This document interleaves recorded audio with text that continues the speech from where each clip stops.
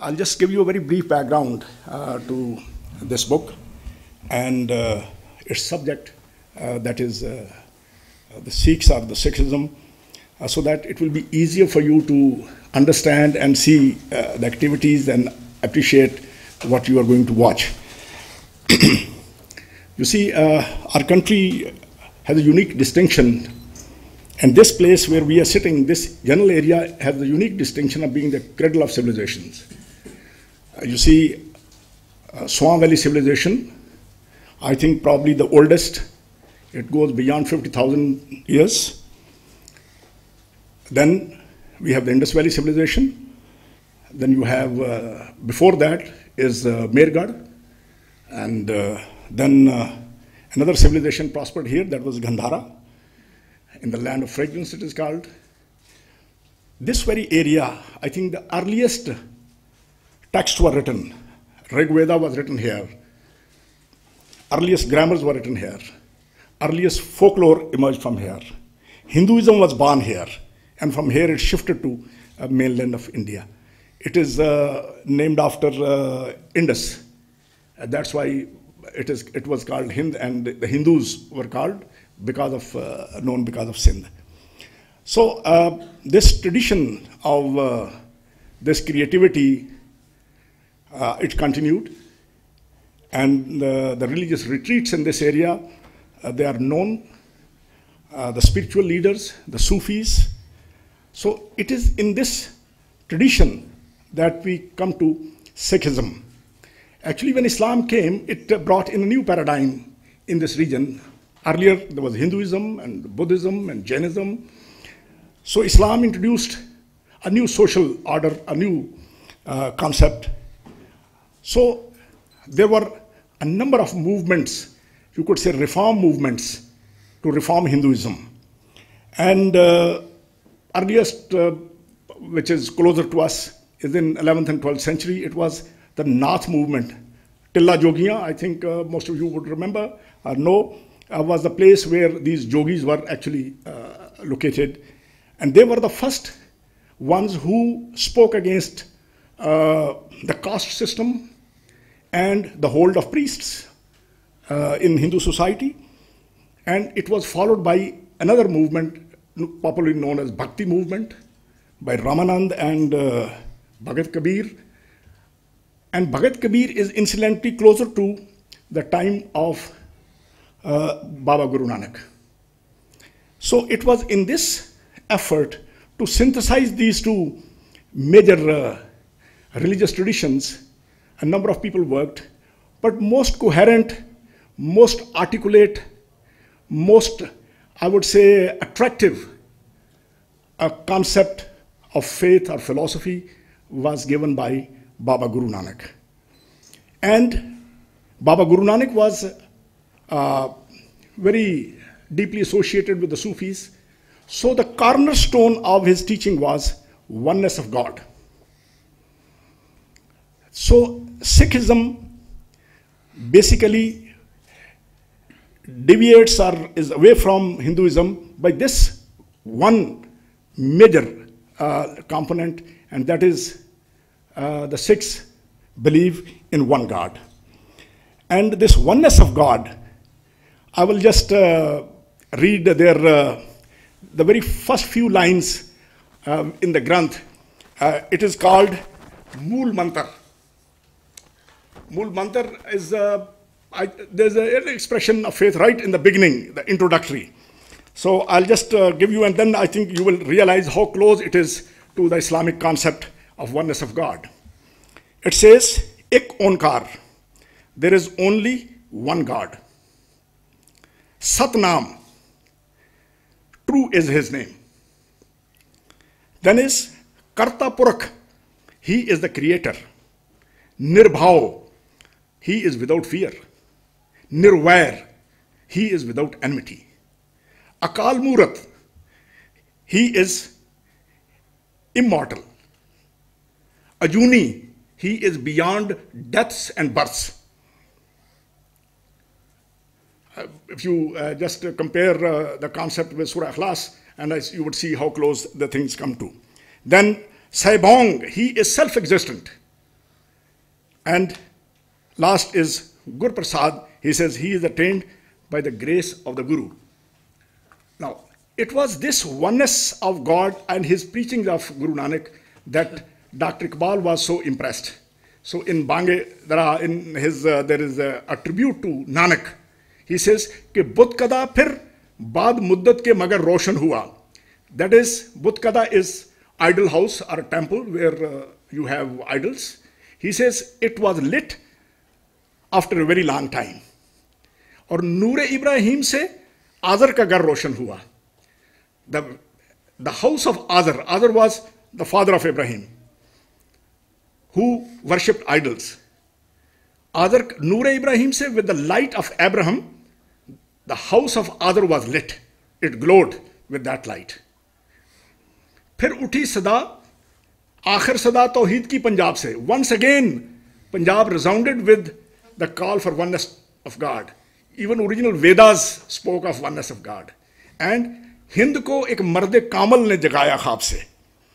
And a perfect man woke the people of India from slumber. So that is Guru Nanak. Although Guru Nanak, to start with, probably didn't have an idea that he is going to probably be the founder of a new faith. He wanted the Hindus to be good Hindus and Muslims to be good Muslims.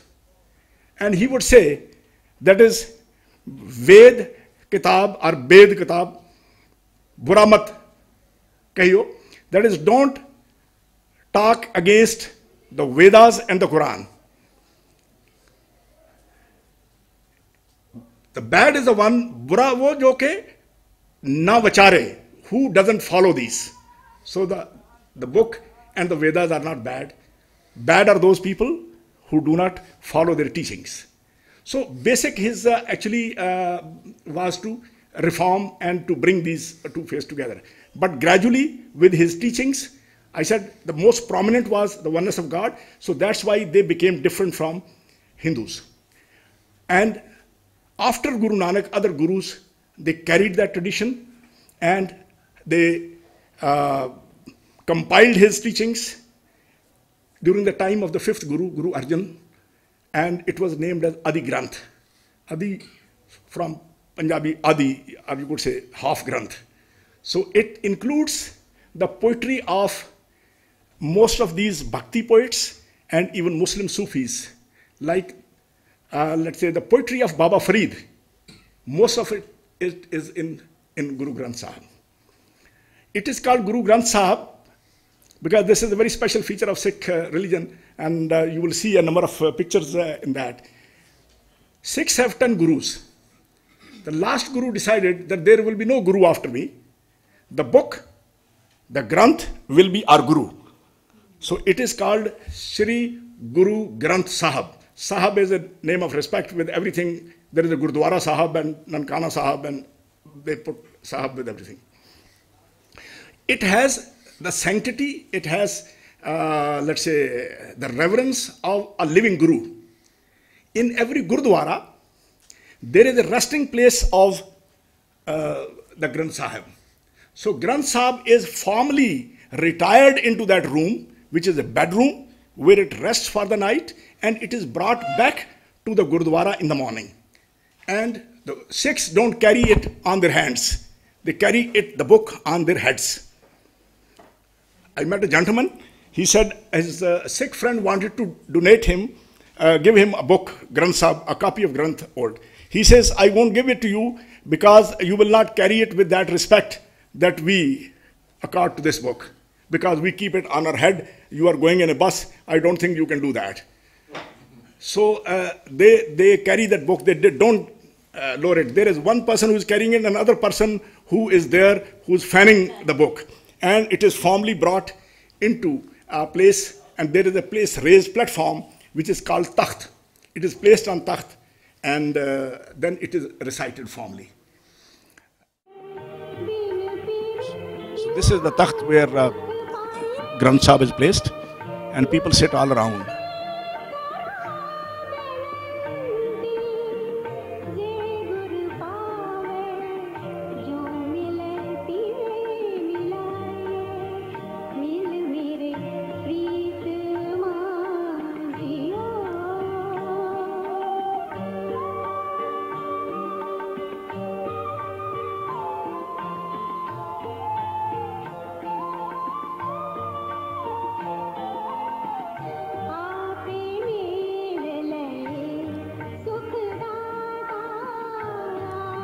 You see the place is well attended.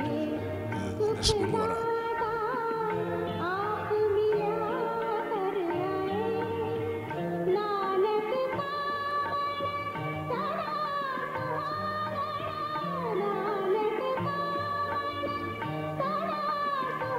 This color of the turban is very, it's the sacred color of the Sikhs, and on every Gurudwara you will have a flag in this saffron color.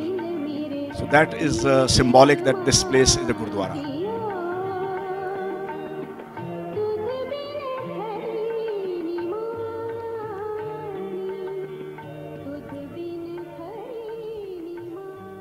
The colors of their turbans also indicate their religious denominations or inclinations.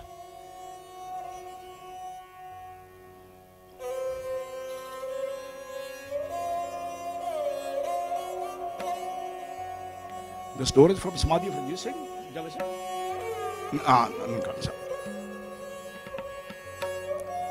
This is Gurudwara Panja Sahib. This is very close by. This is Hasan Abdal. Yes. You see, with every Gurudwara, because Sikhs believe in purity of body and purity of mind, and morally and mentally. So every Gurudwara, major Gurudwara, is there is an attached pool with that. It is called Sarovar, or the bathing place.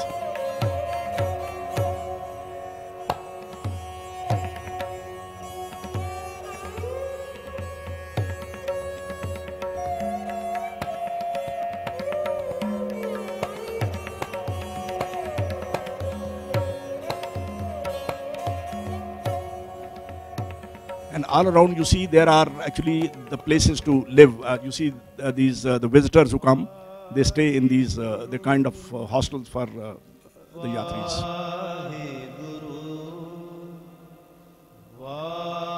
This is Gurudwara Janamastan, the place where Guru Nanak was born.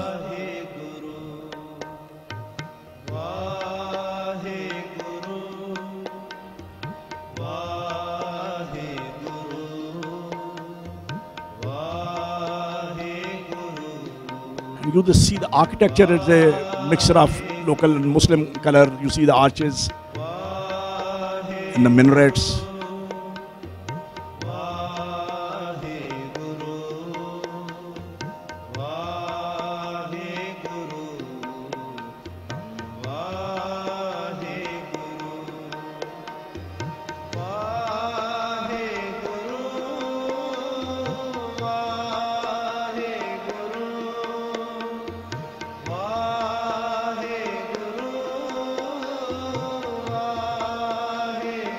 This tree has a special history because at this point, this Gurudwara was taken over by Hindu Mahant, and the Sikhs tried to vacate it, and they were burnt here.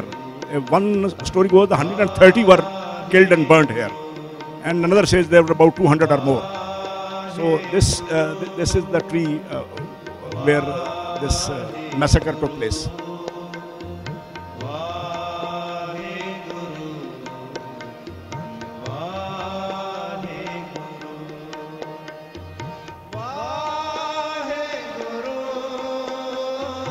This is called Palki procession. They bring the Granth Saheb in a form of a procession. It is called Palki procession. It is led by the Sikh, let's say, guards, you could say, are the devotees with their turbans in saffron color and flags. It's a very colorful event.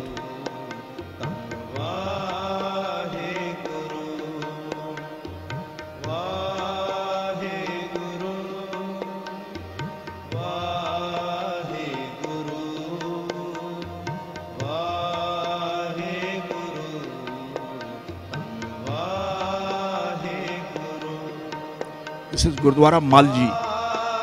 So actually, these Gurudwaras are associated with the incidents of early life of Guru Nanak. This picture shows Guru Nanak, young Nanak sleeping, and a cobra shielding him from the sun. And the man in the picture is a Muslim local ruler who saw this incident. and his name was Rai Bular, and he gave more than 18,000 acres of land for the upkeep of Gurdwaras.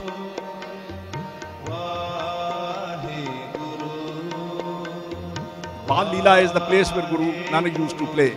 Patti Sahab is the place where he used to learn Persian from his Muslim teacher.